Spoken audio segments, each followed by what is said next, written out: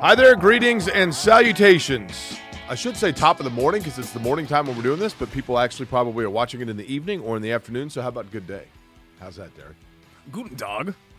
No. We'd like to do this. We kind of did this, didn't we? We just did this in an episode, I feel like. We started talking German. Bienvenido. I think that's Spanish. Oh, well, yeah, I know that's a different I'm going to be in a couple of weeks here, and thank you to Greg Rakestraw, by the way, for filling in last weekend. Mm-hmm. I had a work conflict, so Greg capably, probably for more professionally, filling in last week. I agree. Yeah. Come on now. And a couple of weeks, I'm going to be in Holland. Now, how do you say? Oh, cool. So you're out again. Yeah. You didn't know this? Interesting. How many absences are you planning? Just so I know. I just want to make sure. How many absences are you planning? Because I miss one show per year for a family vacation. Uno. So how many absences are we planning here? Just so I have some comprehension of how checked out you are now that we're in season 4 on this show. Okay. One of us has to maintain some sort of a media profession in addition to this to sustain and keep the brand out there, right? So I do that. And then I'm active in other media besides this, but yeah. Thanks. Social doesn't count. I'm filling in for JMV on Wednesday. So tomorrow we're taping this right now. So I'm handing off to you at 3 o'clock? Yeah. So I was thinking I'd come in 2:30 in studio. We'd do 2 segments together, and then from 3 to 3:30 we'd do 2 more segments together. Yeah, I think that's the plan. So a full unlikely. hour of Query and Schultz on the radio, straddling the two.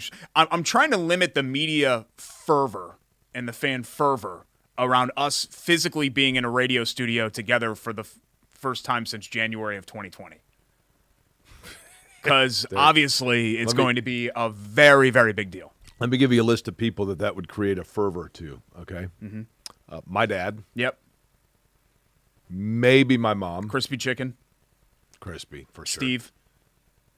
Turnbuckle probably. Bill. Matthew in Maine. 6 people.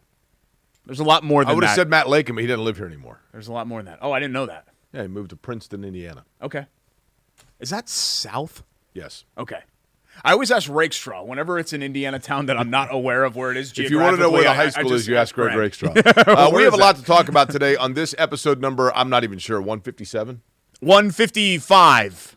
No. Yes. No. Yep, 155. And we're getting this from the Beyond the Glass, from Vince and from Greg. So it's 155. Okay. At any rate, it almost feels like the Colts got to win.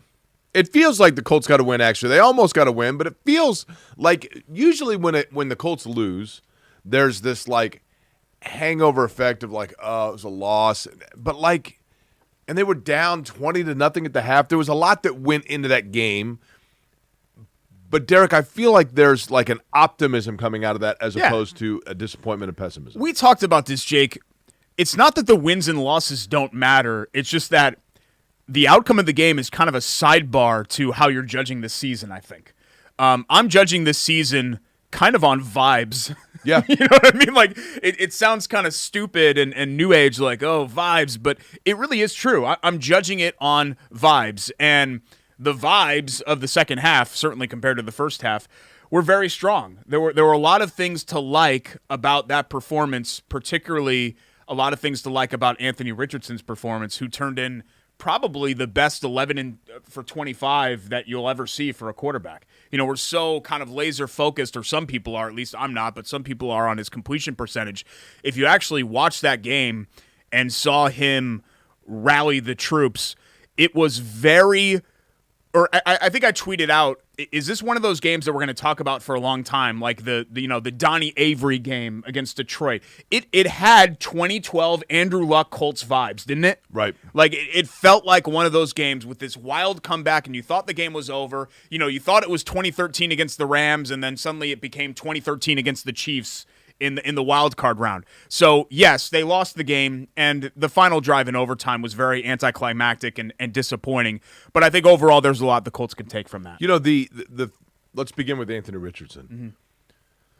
It's interesting because, he was, I think, 11 of 25. Yeah. The one area of concern would be that once defenses kind of limit his ability to run, and he has to be reliant on his arm, he is still overthrowing receivers. I mean, his accuracy is a question mark. The question along with that, though, Derek, is our defense is going to be able to figure out how to stop him from running the football because he's got great speed, he's big, he has good vision. That he may be, I mean, to be honest with you, and I know that the precedent in the NFL is that running quarterbacks eventually get put in a position where they are forced to show they can throw, and that's where the problems often arise. You know, we are under the assumption that that the run is going to be taken away from him. But is it? Because at this point, teams know he's going to try to run, and they still can't stop it, right? I think really what's encouraging about Richardson is, yes, he can run, but we're still talking about things with Richardson where we're using the word can, when the Colts have had a lot of quarterbacks that have come in here recently where the answer is, or the word that we're using is can't, right? Phillip Rivers can't throw downfield anymore. Jacoby Brissett can't make aggressive throws because he's too afraid. Carson Wentz can't be accurate on underneath stuff. Anthony Richardson can do all of those things. He at least has the ability to do it. He had one It's pass. about doing it consistently. What was the one play? I can't remember exactly, but to me it was very telling. He had one play where there was a penalty and it was taken back, but he was getting sacked and basically like in throwing the ball away. It exploded it out of there. Yeah.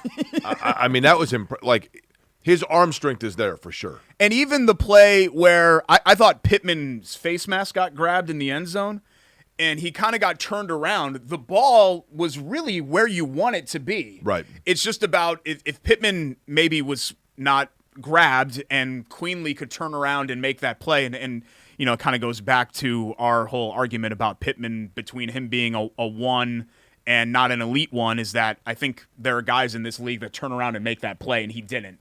So I think part of that was on him. But, yeah, I agree with you. Let me tell you one thing I observed in the first half of that game, to me that was telling, Derek. Late in the first half, the Colts had a drive. They were in their own into the field, and they had, I think, a 3rd and 5, 3rd and 8. Richardson drops back, and he threw, I think it was to Pittman. Might have been one of the tight ends. To his left, and he sailed it. 4 feet over the guy's head, out of bounds. 3 and out, Colts have to punt. And they're coming off the field kind of, dejectedly. They're down 13 or 20, 17 or 20 to nothing at that point. And Richardson you can see the disappointment in him, and he walks off the field. And he walks off, and I was watching it, and it was like a pitcher that comes to the dugout with a no-hitter in the 8th. No one is going near him. No one went near him. No one said anything to him, and he stood on the sidelines. And I thought, okay, this means one of two things.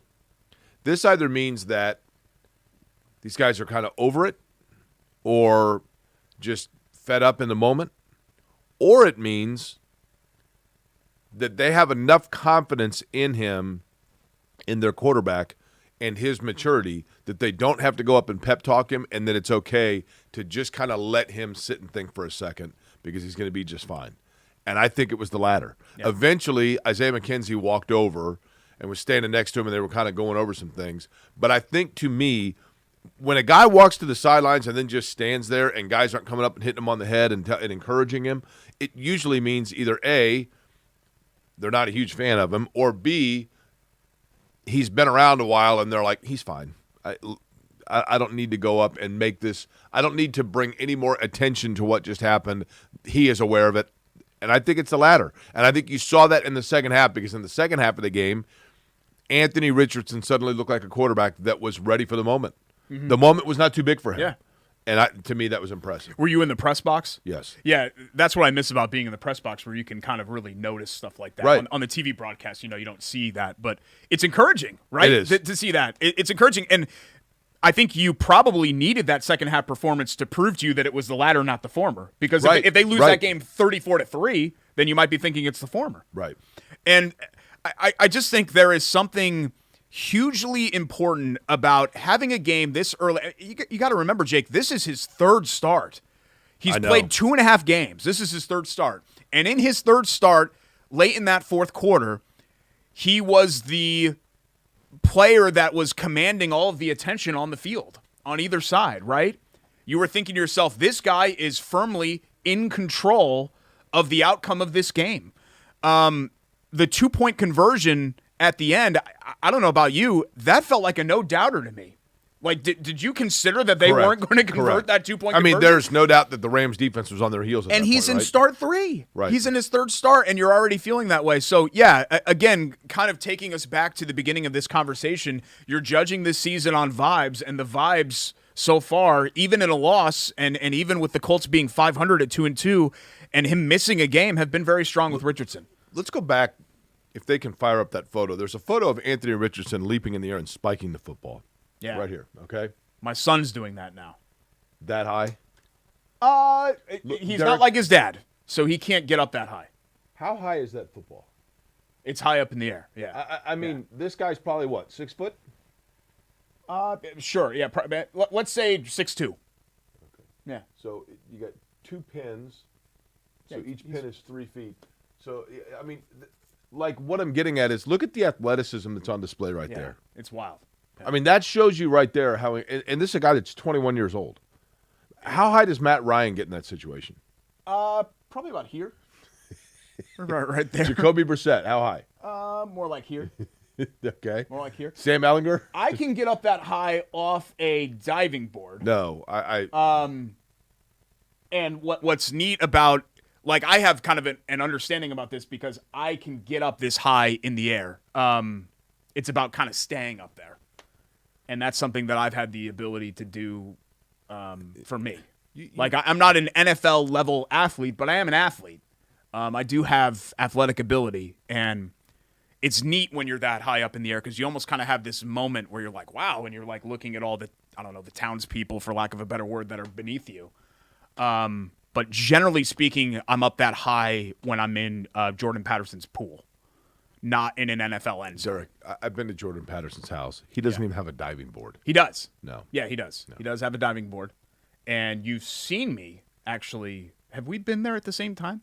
Or did I? No. I texted you a video of me. Yeah, and it was embarrassing. Jumping. And embarrassing for you because you can't do it. But yes. Okay. That's how I can get up in the air. But anyway, Colts now take on the Tennessee Titans. And this one to me is intriguing because this is the NFL, right? 2 weeks ago, I would have said, like, I mean, come on. And then Tennessee comes out just when you think they're dead, and Derrick Henry finds the fountain of youth, and they're back to vintage Tennessee. And now suddenly, is this a tough game? Cincinnati, ooh. Boy, what's going on with the Bengals, stink right now. Right? Yeah, I think, again, we're talking vibes. Colts have lost 5 in a row to Tennessee, which is weird to think because they dominated that team for 20 years. You know, essentially from the creation of the AFC South through the Andrew Luck era, the Colts were like 27-7 against the Titans. The first couple of years, the Titans owned them.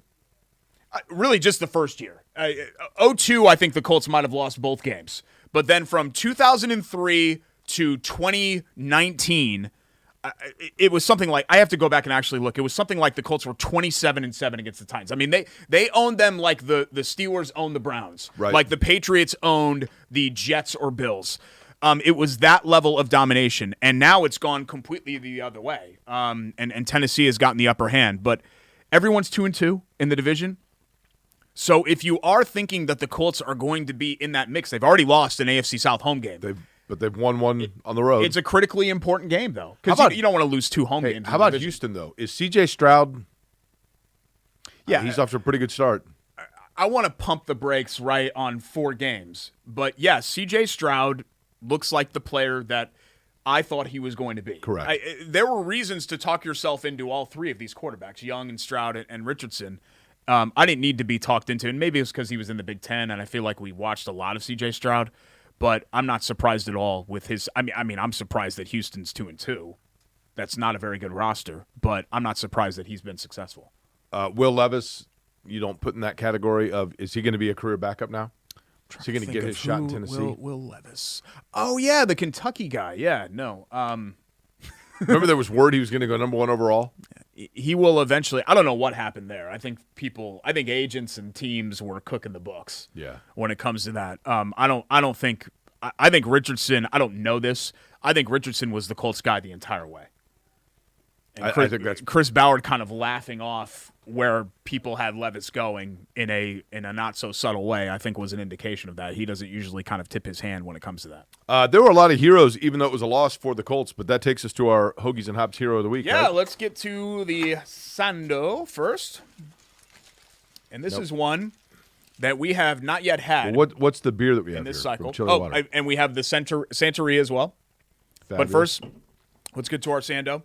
I love the Santeria. Our Hoagie and Hero of the Week. This is called the Lancaster, which That is crisp. it's a place in PA, right?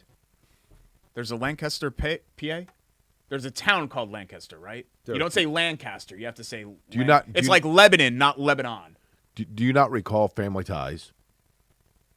Alex falls in love with Ellen, and she is going to Franklin and Archie Bunker? No, that's on the Family. So Alex has to Urkel.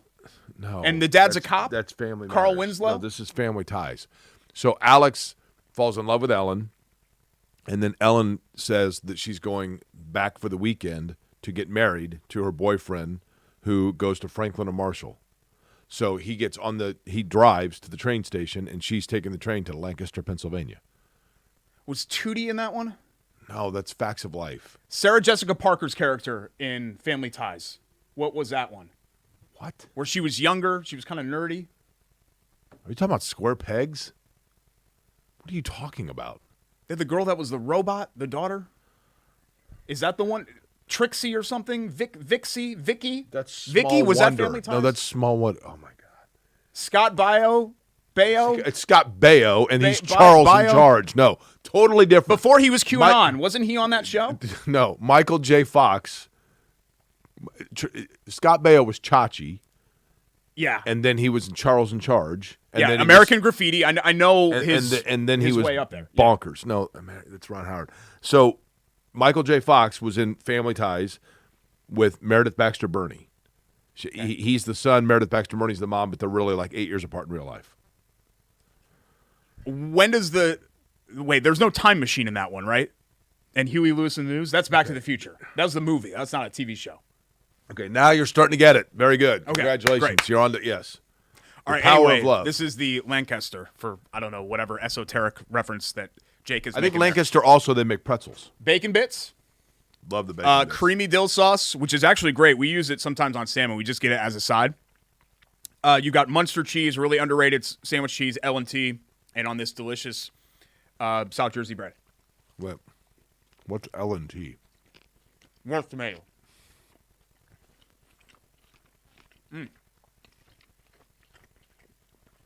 It's unique. It's quirky. It's different. You know, that's what I like about some of the sandwiches on this menu. Christina puts her own spin on it. You can just say lettuce and tomato. I'll tell you that dill sauce is fabulous. You can start here all week.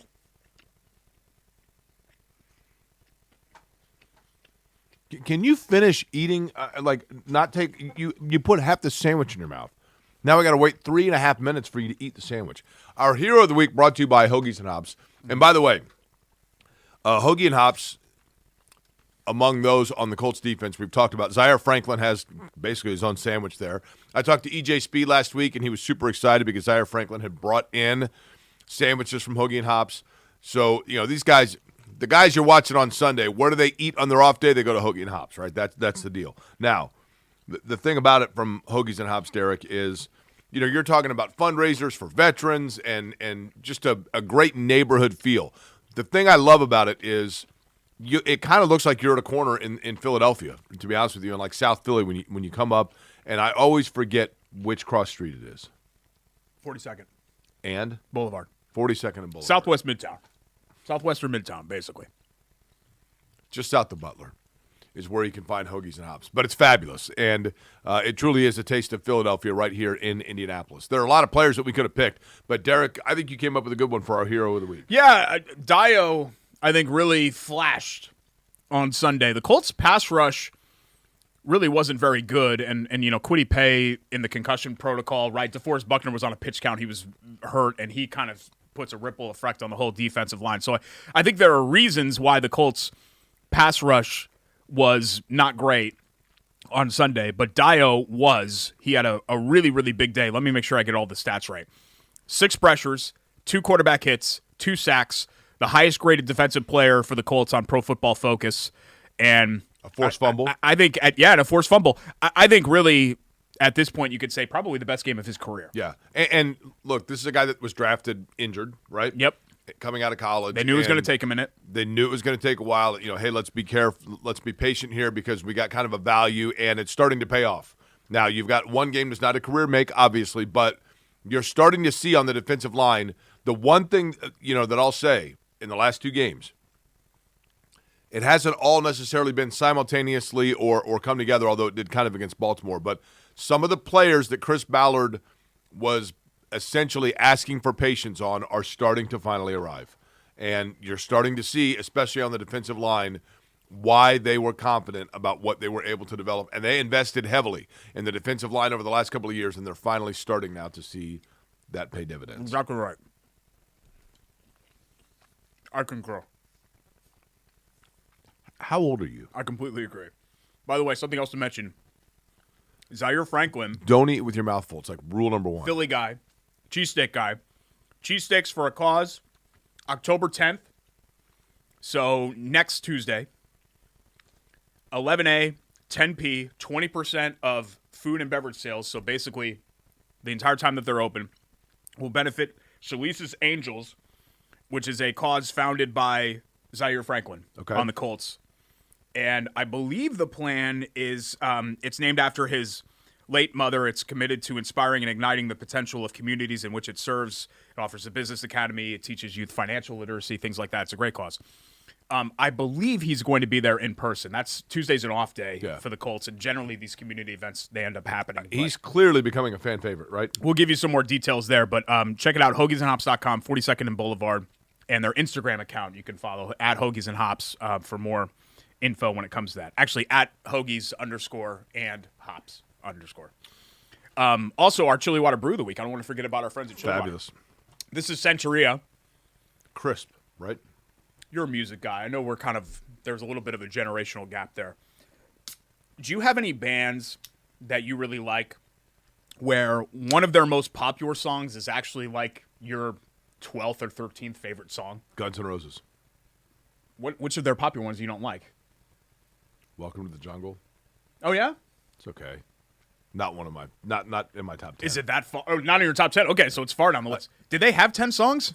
I mean, they had like 2.5 hits, really. Okay, Oasis. I don't like Wonderwall.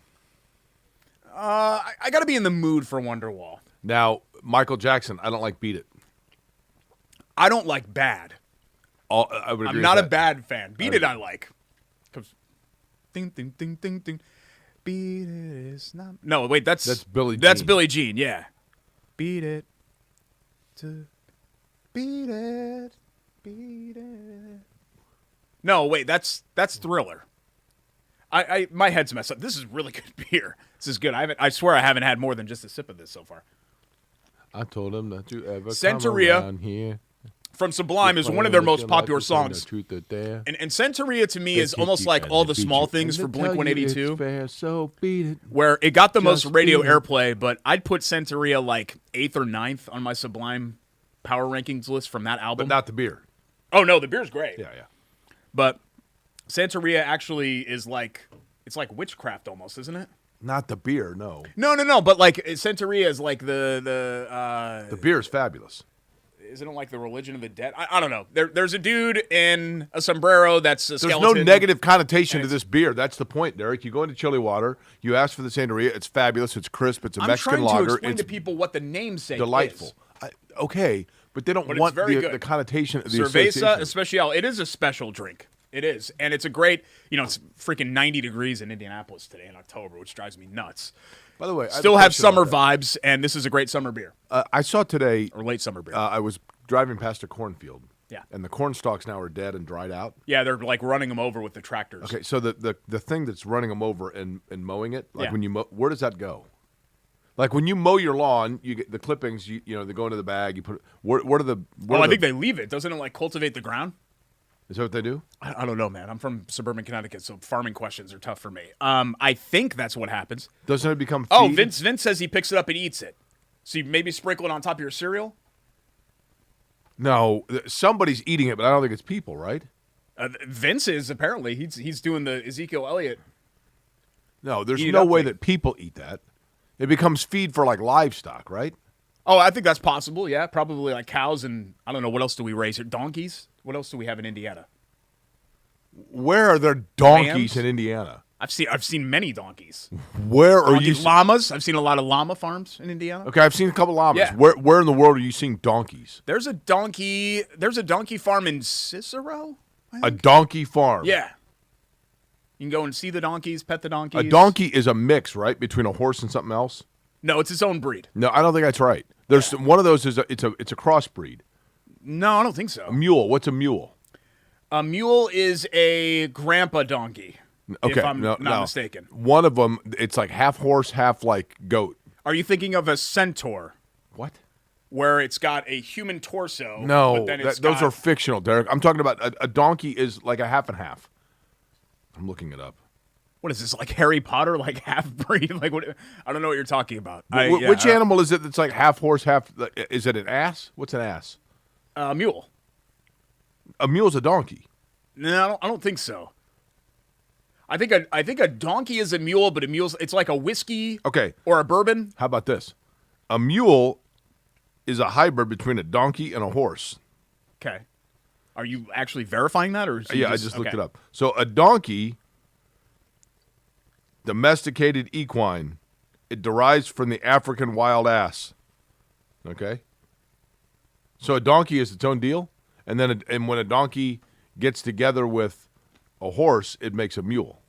I don't know if I'm comfortable saying wild ass on the show. But we're talking about animals. No, but we don't mention the word moist on the show. Let's take wild ass. Remember we have the show banned list on words? Let's never say wild ass on the show. How about we not say any of them with our mouth full? It's kind of gross. Like people are like, whoa, a wild ass? Like that's kind of a gross thing to do on the show. By the way, when I'm going to be gone next, my understanding is Mike Wood's going to be in, right? Yeah. You're going to get him like 2 weeks, and you just missed. So, not even showing up to the show anymore. Yeah, that Chili was water, that tap was your room, segue. 42nd and Boulevard. 42nd and Boulevard for Hoagies and Hops. Hoagiesandhops.com. They cater as well. We come back. Mike College Wood, football. by the way, with Bailey and Wood, the presenting sponsor of the program. Thank you for their participation, as always, here on Query and Schultz. Again, Homecoming win for Purdue. BAWFG.com. Blowout loss for IU. Comeback win, strangely. Comeback win for Notre Dame. We'll talk about all of those things when we come back. It's Query and Schultz. ISC Sports Network. Stick around.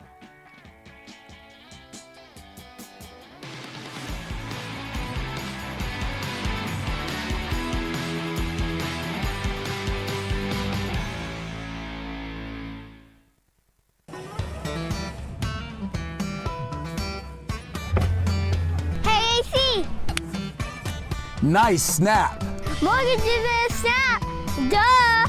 Bailey and Wood, a lending hand for Wish TV Sports.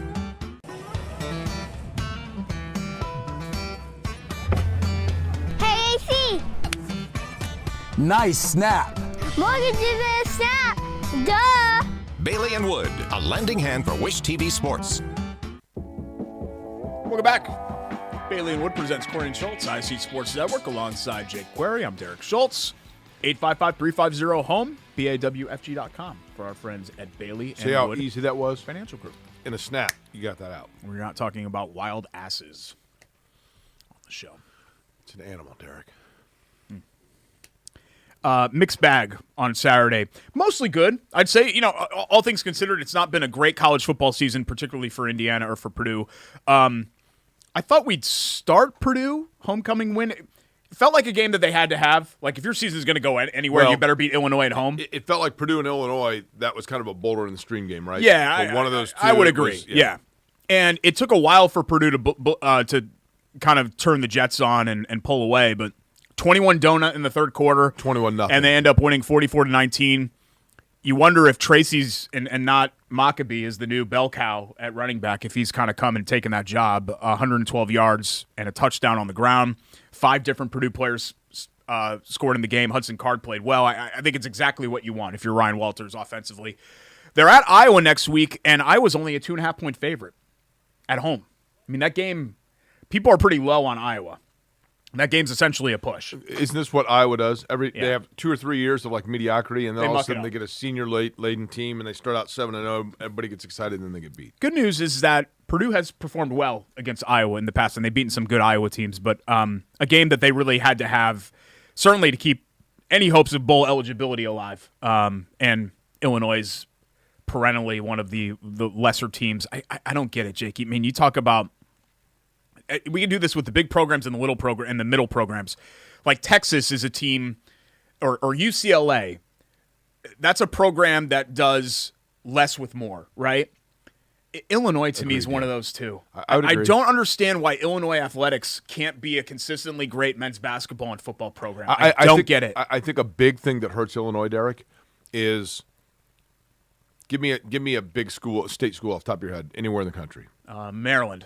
Okay, Maryland. So Maryland is like right in suburban Washington, D.C., essentially, and 40 minutes outside Baltimore. So you have, obviously, huge recruiting bases right there. That, and this is the big key, kids from normal students from the high schools of athletes, for example, all their buddies are going to Maryland for school. That's where kids go to school. In the state of Illinois, I don't know this. I think people from Chicago, though, would agree with me. I mean, you and I both, Derek, at Indiana knew tons of kids from Chicago, right?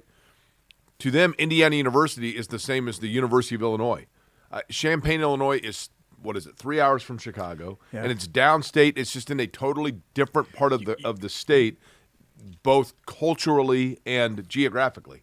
So it's as much an option as any of 7 different schools. So you don't have the connection to the big city in terms of the number of kids to recruit down like you have at other states within their big city. And it's a great school, and I went to campus, and it's pretty neat. Champaign's like a cool little college town and all of that, but yeah, I feel like Chicago kids go to like Iowa and Wisconsin and Kansas. IU. Yeah. And you know what I mean? Like, I feel like a lot of Chicago kids don't really want to go to U of I. If you walk around on a Saturday in I'm just Chicago, saying that. I don't know that. In a Chicago sports bar, there are as many people watching Wisconsin and Michigan State as Illinois. Yeah, I don't know. It's a little bit odd to me. I go around and I see people in Wisconsin or Iowa or Michigan State gear all the time, and I feel like I don't see people very often I would agree. in Illinois gear, and it shouldn't be that way. Let me ask you this.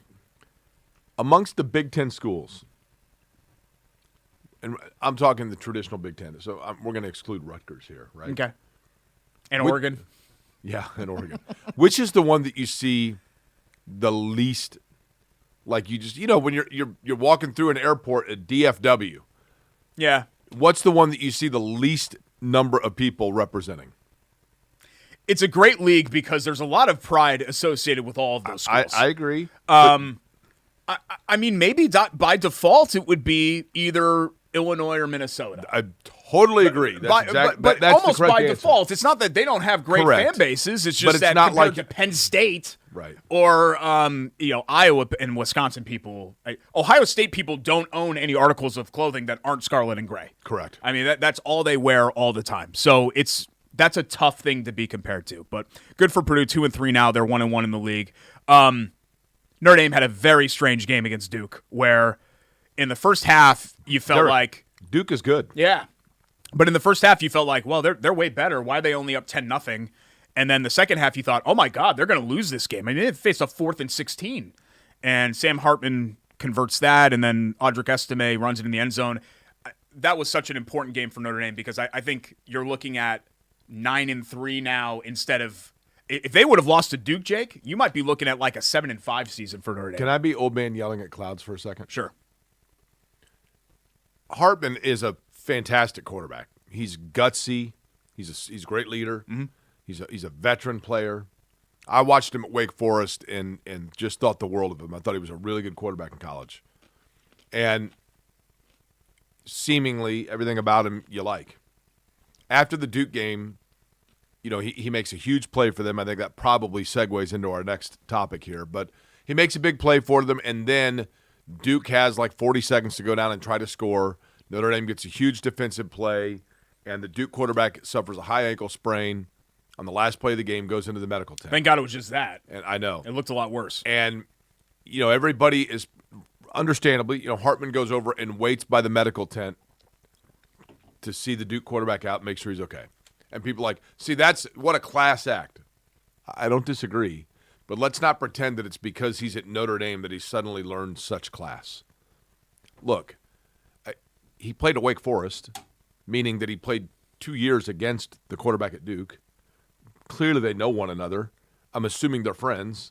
Yeah, he's probably going to go, and there's like that quarterback chemistry. It was a nice gesture. Yeah. But let's not pretend that A, he's the only quarterback that would do that, or B, that he would not have done that if he was playing for any school but Notre Dame. It should really be a baseline expectation, right? And we celebrate these things, which I guess are worth celebrating, but really it should be a baseline expectation that that's the way that you conduct yourself. But it was a nice win for Notre Dame because Duke is, and I had said, and I think Notre Dame is still very much in the playoff chase, very much. Yeah, but I mean, they got to go at Louisville in that game, who's pretty good. I mean, Louisville's probably like, what, an 8-win team? 7-8-win team? I mean, they've already got 5, right? They're undefeated. Not that they've beaten the whole, NC State and IU. And then they got to play USC, who that might be like a 52-45 USC game. has no defense, yep. Yeah, but they can score whenever they want. At Clemson's going to be a tough game. Yeah. The only 2 games that I look at on Notre Dame's schedule and I say, okay, no problem, are Pitt and Wake. Well, but if they win out, they're right in the mix. Oh, absolutely. Just because they would have wins over Clemson, USC, and Duke. Right. I mean, Clemson-Duke might be a rematch in the ACC championship game. We don't know. It's not likely because Clemson now has no shot. Florida State, Florida State is in that mix as well. But I think Duke could play in the ACC championship game. No, I'd agree with They that. don't have divisions anymore, right? I think that's correct. Yeah. And Notre Dame's now won 30 straight, at least regular season games. They have the 2 postseason. They lost, obviously, the ACC championship and the playoff, both one-sided games to Clemson. But even if you take those into account, a 30-2 run against ACC opponents is pretty good for Notre Dame since 2018. And then I hate that I've been coming to dread the portion of the show where I have to bring up Indiana. It's a joke. They got completely outclassed by Maryland. Indiana, Derek, is right now a victim of their own circumstance. They created it. They went out. They had one good – well, I shouldn't take that back. They had 2 good years under Tom Allen, but one of them was a COVID year. And, look, I think Tom Allen is a wonderful human being. I don't know him well, but I know people that do that all say that he is a fine, fine human being. No question. Not a great football coach. And Indiana had success with him early on, and they were like, oh, my gosh, here, everything. What do you want? What do you want? You want Lake Monroe? Here, take it. What do you want? You want the Corys? Take those 2. Assembly Hall, it's yours. They gave him everything. He was the 9th highest paid coach in the country 2 years ago. He has the 4th highest buyout in college football. $20 million. And so Indiana's typical Indiana fashion of being overzealous and trying to win the press conference and come out at midfield and, we just signed an extension. They're paying for it. They're paying for it, and they're stuck in mediocrity, and they got a group of players that look like they have no interest in playing for that guy. He's running around doing jazz hands after the game and snapping, and the university is tweeting out videos of him singing the fight song, and players are staring at the floor. You can play the woe is me, we're in the Big Ten East card when you're losing to Penn State, Michigan, and Ohio State. Fine. I don't need Indiana to beat Penn State, Michigan, and Ohio State. I need them to belong on the field against Maryland, though. Yeah. I need them to not get outclassed by Rutger. Like, you can do that. You can say, well, we're not supposed to beat Penn State, Michigan. Fine. But you can't look like a high school team against Maryland and almost get beat by Akron. Here is the sad reality, okay? The Big Ten, the stock in the Big Ten is never going to be higher than it is right now, ever. And Indiana, in typical Indiana athletic fashion, is going to miss the boat because they screwed themselves. Mm-hmm. If you ever wanted – Indiana's the losingest program in the history of college football. That's a fact. It's not a statement, or that's a fact, okay? They have lost more games than anybody in Division I college football. And Indiana has a coach right now, again, I think a fine man, but not a great college football coach. I don't know that you would say he was a great high school coach. Very good defensive coordinator, no question. Knows defense. Not a great head coach. And if Indiana was ever going to go out and try to get an up-and-coming coach, Florida State has a fine coach. I mean, I think a good coach who I don't think had any connection to Ohio State. But he had coached, I think, at Louisiana, had success, moved on, went to Memphis, had success, and Florida State said, this is a good pattern this guy's on. And they were patient with him. Right. Yeah. And he's young, and and they gave him a shot, and it's paying off, right? And Indiana, in any other year, when they call up a coach, the first thing the coach thinks is, this is the losingest program in the history of college football. There's about a 2-year window right now where there's this perception that the Big Ten is about to become the supergiant. The Big Ten is about to become the NFC East and the AFC West and the AFC East, like all combined. It's about to become where all the superpowers are. If you want to coach and you want to win and you want to be where all the money's rolling in and people are just swimming in hundreds, the Big Ten's where you need to be. They went out and they got Oregon. They went out and they got Washington. They went out and they got USC. They went out and they got UCLA. They may be still targeting other schools. They may have 20 schools. The stock has never been higher for the Big Ten, and that's going to be fact for about 2 years. And then the reality is going to kick in, and people are going to go, actually, the SEC is merged, and they've got some good stuff going on too.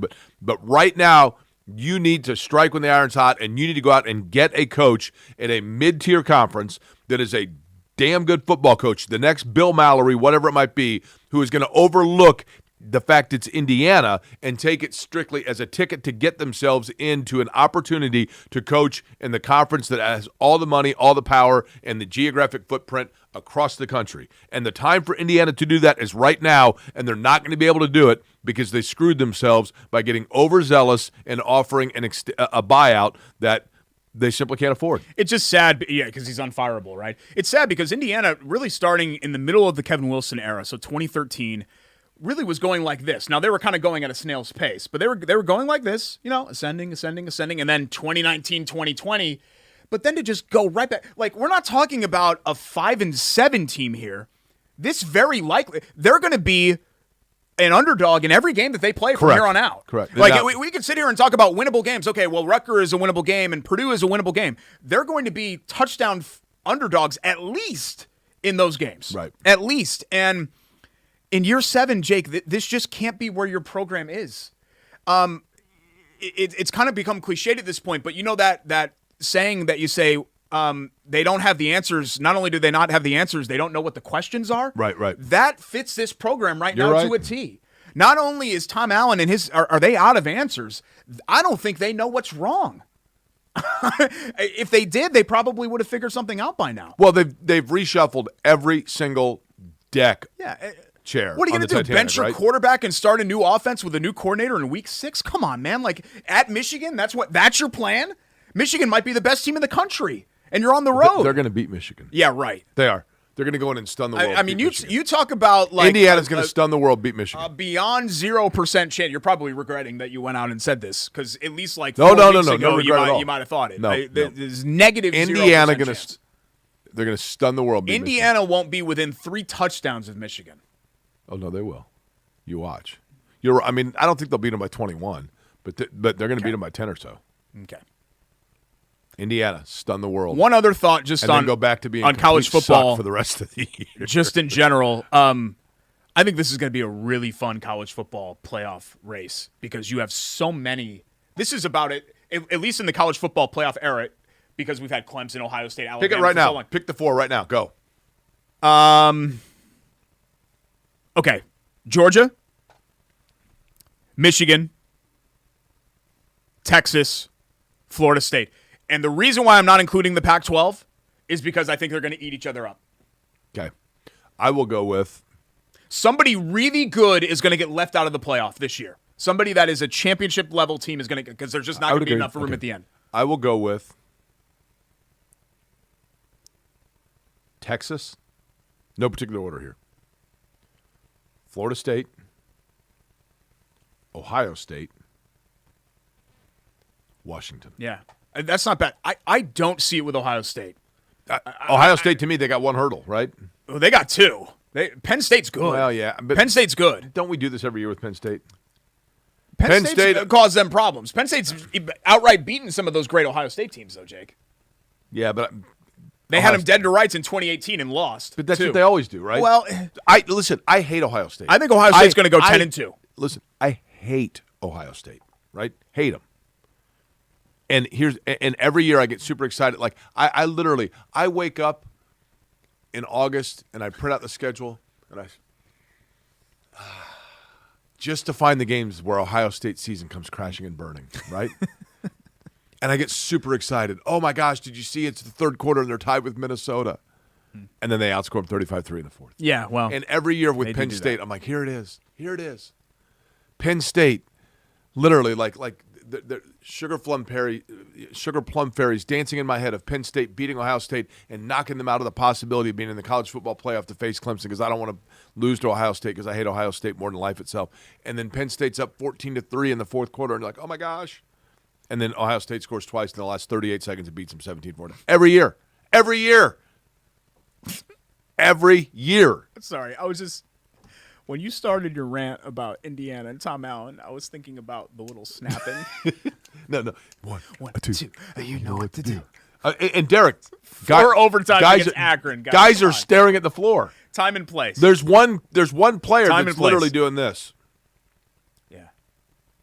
And the social media manager forced to post that. I mean, wouldn't you just kind of raise your hand in the room and be like, guys, we're not really going to post this, are we? How about the video last year before the bucket game? Relentless. We're relentless. But at least that was the TV broadcast, right? That wasn't actually an Indiana football account. Correct, I don't but think. Derek, guys were literally staring at the floor. It was rough. It was rough.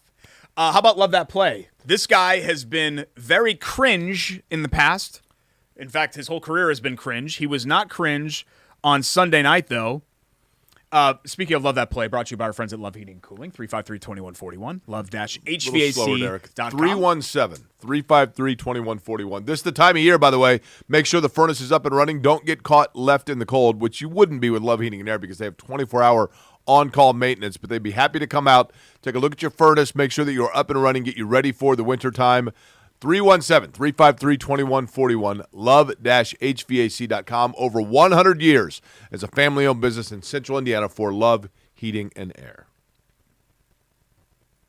Why don't you just do it? I mean, you took over the show, so why don't you do it, since you seem to know? Go ahead. Keep going. Zach Wilson of the great. New York Football Jets. Perfect.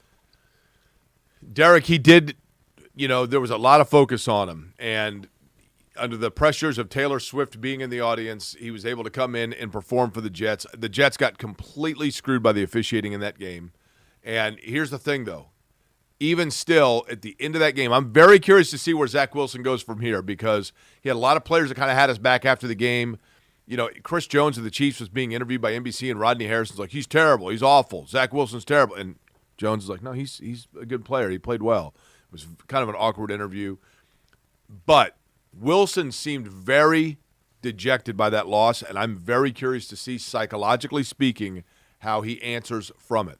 But good for him because the number 2 overall pick, who finally, along with Justin Fields, a lot of talk about whether or not they should be replaced, goes out, answers the bell, and plays well. Yeah, I mean, is this just a fluke? We've seen guys have one good game before. I'd still lean towards yes. I don't think Zach Wilson's any good, but he did have a good game.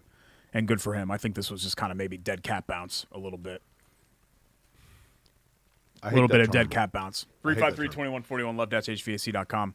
Quick hits when we come back. We got our IUPUI Jags report and Chateau Kitchen's Butter Bull Bleep. And Jake apparently thinks he can do all those things better than me, so maybe he'll just do them. It's Corey and Schultz, ISC Sports Network.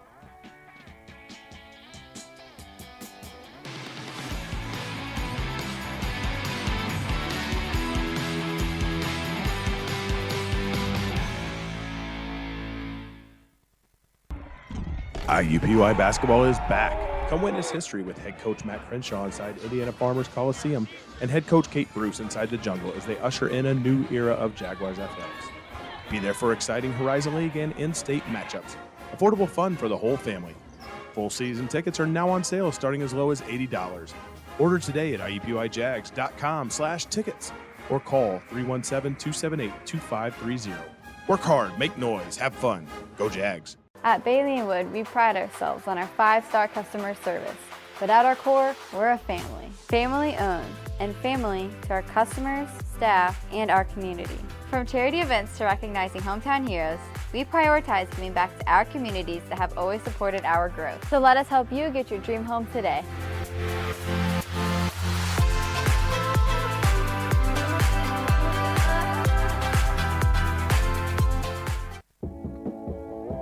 Bailey and Wood presents Query and Schultz here on the ISC Sports Network. Thanks to our great crew. Vince, Rake, JD, all here. JD just put an offer in on his house. JD, by the way, manually operating the cameras today. Yeah. Usually the robotic. Cameraman. But we believe in human over technology. He is a much more useful version of me as an ISC employee. Who isn't? That's for sure. He and I have that in common, as a matter of fact. Mm-hmm. Well, we talk about it a lot. That's not what I said. I said JD, not you. Can you hand me the cat? Time for our quick hits. Oh, did you want to do IUPUI first? We can. I mean, we got the IUP right here. We can do the Jags report. Let's do the Jags report first. How about that? Because we got the Every kitty. morning, my morning starts with this, Derek. You don't have a cat, but like you're dead asleep, and all of a sudden it's like the cat's on your chest. I have a Shih Tzu who does not lay on my chest and does not give me kisses. He only does that for Ashley, who and me. Couldn't possibly care less about Oliver. I feed him. I walk him. I try to snuggle him. None of those things work. He only wants to snuggle with Ash. IUPUI men's soccer fought back to force a 2-2 draw. They got a road point at Detroit Mercy, undefeated in league play, 3-0-1. Lucas Hackas tallied 2 goals for the second time this season. They should have me come out there to do my famous goal chant. Scored nearly at the buzzer in the final minute to earn that draw. Jags' next game is at Butler tonight. We're taping this on Tuesday, and then they're back at home Saturday to take on Cleveland State, who are the reigning league champs. IUPUI women's soccer, they were off last week. They'll be back at home on Sunday at 1 o'clock against Green Bay for Senior Day. Chris Johnson's program has 7 seniors that'll be recognized. IUPUI volleyball fell to Oakland in a 5-set thriller at home and then on the road to Purdue Fort Wayne, but they have a homestand this week. They've got Robert Morris on Friday and the Penguins, Youngstown State, coming up here on Saturday. Can I do my goal chant? I really want to do that. The Jags officially sold out men's courtside seats at Indiana Farmers Coliseum for men's basketball. Men's and women's season tickets are still first on sale at IUPUIJags.com/tickets. What a great place to watch a game. Single game tickets go on sale here in a couple of weeks. First home game November 6th. We're like a month out from basketball season. Isn't that crazy? Can I give you a goal chant? And that is our Jags report for this week. You could do it very quickly. Oh, I can't do it quickly. Well, quickly, because we got to get to quick hits. We got a lot of stuff still to get to. All right, quick hits time. Aaliyah Boston, unanimously named the WNBA Rookie of the Year. No surprise, she was a unanimous pick. Just ignore anything else that's going on here. First Rookie of the Year how impressive that is? the Fever have had in over 20 years. In fact, you have to go back to Tamika Catchings in the infancy of the franchise in 2002. You want to start that over so people can hear the first 20 She seconds? led the league in field goal percentages. Also, she averaged 14.5 points per game. Latest accolade in the season full of them for Aaliyah Boston. She was also an All-Star game starter. Unanimous which is Rookie of the tough Year, to right? do. She's a star. Has that been done she's before? a star, and it would be amazing if the Fever then got a number 1 pick in Caitlin Clark or something like that. Can you imagine what this franchise could that's do? the goal. Oh, sorry. Okay. You done? You are you not impressed by that? I mean, I wasn't even a third of the way through. I just decided to. It's really kind of inappropriate for the show to do that. Yeah. It's only the language of the most popular sport in the world. How about this? This will prevent you from doing the goal chant. Rest in peace to Tim Wakefield, who dies of brain cancer. There. You want to do the goal chant now? See? Obviously not appropriate now. 2-time World Series champion. Time and place, kind of like Indiana for the song with Tom Allen in the locker room. In all seriousness, he was just 57 years old. It's tragic, right? I didn't understand, basically, Derek, what a philanthropic guy he was and a real leader. A wonderful guy. In New England, he was known for being a charitable guy, a Roberto Clemente Award nominee 8 different times. But he was a great player. He won 200 games. Like, he was never – I'm trying to think of, like, who – if you were comparing him to, like, an Indianapolis, like a great Pacer or Colt compared to the Red Sox, because he was never Pedro or Curt Schilling – but he was a key component of those championship teams. Like, he was a reliable security blanket type player. He was almost like a Derek McKee. Yeah, I know. Derek Jeff McKee's Foster. always your pick, I Jeff feel like, Foster. for that. But even a guy that would be like a borderline all-star level player. Tart Glenn. Antonio Davis, I think maybe might be somebody. Tarek Glenn's actually a good one for that. Won 2 championships with the Red Sox and played for 20 years. And Gary very, Brackett. very sad. Gary Brackett. Yeah, sure. That's fine. Staple in the community, well liked by everybody. Great story, good guy. That's fine. I'm Gary good with Brackett. that. I'm good with that. So rest in peace to Tim Wakefield. Also, Jordan would be mad if I didn't mention Brooks Robinson. Brooks Robinson passed away as well in 84 the years vacuum old. cleaner, unbelievable third baseman. Yeah. Orioles won 100 games. Cute fella, trying to make a push now. Win it for Brooks, right? It's almost impossible to do like a best ever players list, like numerically ranking them, but Brooks Robinson is one of those guys that you would absolutely put in like the top dozen to 15 players to ever play. Correct. Like that's how good he was. Like he's not like, Joey Votto's a nice player, had a nice career, is probably a Hall of Famer. Like Brooks Robinson is one of the standalone greatest players in baseball history. Let me ask you this, Derek. We've done this before, but Willie Mays is still with us, right? Mm-hmm. And hopefully will be for a while. He is clearly the greatest living baseball player. Right? I mean, yeah, I can't so think of upon his passing, who will inherit that title? I'm trying to think of who's still with us. I mean, does it go to Ken Griffey Jr., Barry Bonds? No, yeah. I think it would be the old guard, Pete Rose. I think it'd be Bonds. I think Bonds has a better career than Pete Rose did. Yeah, because I can't. I'm trying to think of my lifetime. I can't think of any other player that would Reggie be Jackson? over Bonds. Yeah, but even Reggie Jackson didn't have a better career than Bonds did. I mean, it probably is Bonds, but Yeah. but you got it's tainted, right? I guess it depends on what your viewpoint is there. I don't care, but I know there are a lot of people that do. We didn't mention this last week because you were out and you're going to be out again in a couple weeks, so we'll have to deal with your absences a lot. But IndyCar heading back to the Milwaukee Mile. Love it. It's for 2024. First Milwaukee race since 2015. I'm kind of sad Texas is going away. I would agree. I get it. I think the writing was on the wall for a while that Texas was going to go away. But now with Milwaukee, Jake, that means more than half the schedule is a short drive for Indianapolis fans because you can get in a car and go, obviously, to the Indy Great races. city, but Milwaukee. Love Mid-Ohio, Detroit, Gateway, Milwaukee, Iowa, Nashville, Road America, and Milwaukee are all 6 hours or less. I'm going to Milwaukee in December. You love Milwaukee. Love it. Yeah. But I'll be back on that Tuesday. I'll do the show. Okay, good. I want to make sure that you still have time for it. Yeah. Because let me know, because we'll dock your check. I don't want to keep – we've got kind of a 50-50 partnership, and if it's going to be more like a 60-40, 80-20 thing I'm a busy going to guy my there. side, then that needs places to be reflected financially in our compensation for this. Chateau Kitchen's Biter Bowl Bleep, and we will wrap up the show when we come back. It's Corey and Schultz, ISC Sports Network.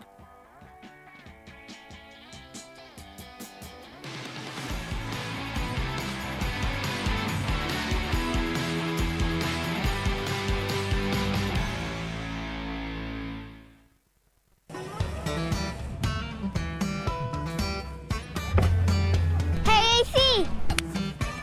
Nice snap. Mortgages and a snap! Duh! Bailey and Wood, a lending hand for Wish TV Sports.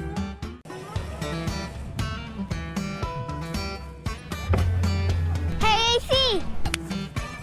Nice snap. Mortgages and a snap! Duh! Bailey and Wood, a lending hand for Wish TV Sports. Back for a final time here on Corey and Schultz, presented by Bailey Wood Financial Group. It's actually an interesting title for the show because it's Corey and Schultz, and only one of us leads basically every segment coming back from commercial break. But I have important I'll things let to you do, guys Derek. make that I have determination. important people texting me. Jake and I, best friends, going to be on the air together for a full hour, 2:30 to 3:30 on Wednesday. So if you're watching this on Tuesday night, be sure to tune in, 107.5 The Fan. Because I'll be on Jake's show, for at least 30 minutes. Jake might have me on, maybe have me on for the full show. And then I'll do my show, and I'll have Jake on for like a segment. But we'll be great to be back on the air with my best bud. Okay. You want to do? Oh, we do fist pound. No, Let's do fist there's way too much hair on those It's knuckles. fine. It actually feels good. It's like a cushiony, soft, So- like pillowy soft. It is horrific. I've It's not never that even much. noticed before. Like, that's the first time in my life I ever felt like I was actually flying in the cockpit with Chewbacca. There's not that much there. It's just a little bit darker. It's not white and gray because I'm not old. I'm still in the physical and sexual prime of my life. Let's get to Chateau Kitchen's Buy It or Buble Bleep. Brought to you by our friends at Chateau Kitchen's. At Chateau Kitchens on Instagram and Facebook for before and after pictures. The transformations that they're able to conduct who was in your the guy home are that amazing. Brought a photo of you to get signed. That was Nate. Nate Felix. Yeah, great guy. He printed out Loyal the listener photo of the of show. you. A glossy, yep. And you personalized it. Yep. I don't usually do personalized greetings, but yeah, to Nate, Boiler Up, Derek Schultz. He's a big Purdue fan, so I wrote Boiler Up on there. Towing the company line. What is he going to do with this naked photo of you? I think he's told me he was going to frame it. So that's usually what people do. It's not naked. I'm topless. Okay. I don't have a shirt on. Okay. It's very appealing to many people. Yeah, I'm sure. Male and female. Mm-hmm. Your bathroom or kitchen or next home project can be very appealing with our friends at Chateau Kitchens. I give a statement. Jake and I go back and forth whether we buy it or it's Buble. Here is statement number 1 for Chateau Kitchens, buy it or Buble. Zach Moss, not Jonathan Taylor, will lead the Colts in rushing this year. Buy it or Buble. 100% buy it. We didn't even really talk about Jonathan Taylor. He's going to have a 7-game advantage. I think Taylor's going to be a slow re-entry here. I do think he's going to play. Yeah. I still think there's a possibility he could be traded. Maybe they see what he can do, but it's going to be week 6 or 7 before Taylor is really off and running, and they're still going to use Moss in situations. I think they're still going to use Moss, but I think Taylor's going to end up with more yards, so I'm going to buy it. Possible. I just realized that we really didn't even discuss the Taylor situation at all on the show. I'm sorry about that. I guess I was so He's fatigued. back, he's practicing, but it's going to be a while before. First off, we don't know for certain because he hasn't talked that he still wants to be here. Yeah. I don't believe he does. I think he wants to be traded. I think he knows there's nowhere for him to go. So he's going to be forced to play, but is he healthy? How's the ankle? There are a lot of question marks. He's fine. If he wants to sit and pout, that's fine, but he's going to get fined if he does that. So that's his choice. That's his prerogative if he wants to do that. Second statement, Bryce Young will be the Mitchell Trubisky of this draft class, buy it or Buble. It's The probably reason I say Levis. that is because Trubisky was the worst. Remember, there was that top 3 of Watson, Mahomes, and Trubisky was clearly the worst, but he was taken first. That's a good point. In that, if we're going to those 3, I'll say yes. I agree. You think, yeah? Buy it, yeah. Now, Levis is the other one. He was a first rounder, but I'm not ready to go. I don't know if I'm ready to go there with Bryce Young. I'm concerned that could be the case. But then again, Derek, so much of it is just situational, getting stuff around him. Like, look how much better a quarterback Tua looks right now than he did 2 years ago. I think here's what I'll say. Or 2 years ago. There were a lot of people that were very critical of the Colts for not trading up to number 1 and letting Carolina get in front of them. And I think their decision, even if Bryce Young ends up being a good player, was the right one because these quarterbacks were all on the same level. There was no reason, I think. I remember saying at the time, Derek, clearly the Colts felt like the drop from quarterback 1 to quarterback 3 or 4 was less than what you would have had to give up to move. If there was a drop at all. I mean, that's kind of what I was arguing. I think you could talk yourself into any one of these 3 guys, but people were acting like Bryce Young was a slam dunk, and I was like, he's too small to be a slam dunk. That was a big, big question mark, and it will continue to be. Third statement, 90 degrees in October is lame. Buy it or Buble. No, it's great. It's awful. It's awful. Completely over it. I hate wearing shorts in October when the leaves are on the ground. It's terrible. The people that take beach vacations for fall break, I'm like, what are you guys doing? It was the beach. Do you not realize it's hot? Do you not realize what it's going to be like here in Thanks to our great sponsors, in Chili Water Brewing. When it's 42 Santeria, degrees outside Hoagies and and spitting Hops. rain, you're going to be like, The IUPUI Fighting long for Jaguars. 90. Bailey and Wood Financial Group, Love Heating and Cooling, and our friends at Chateau Kitchens. For Rake, for Vince, for JD, for Jake. Are you even going to be here next week? I don't even know. It's Corey and Schultz. I'm here next week. ISC Sports Network. We'll see you next time.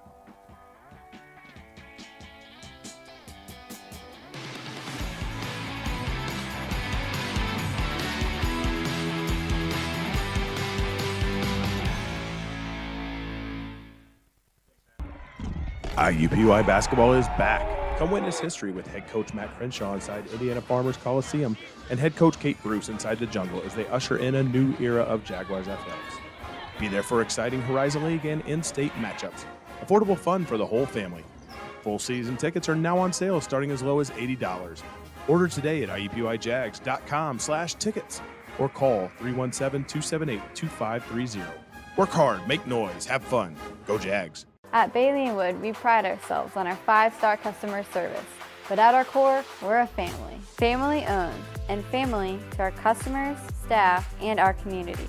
From charity events to recognizing hometown heroes, we prioritize giving back to our communities that have always supported our growth. So let us help you get your dream home today.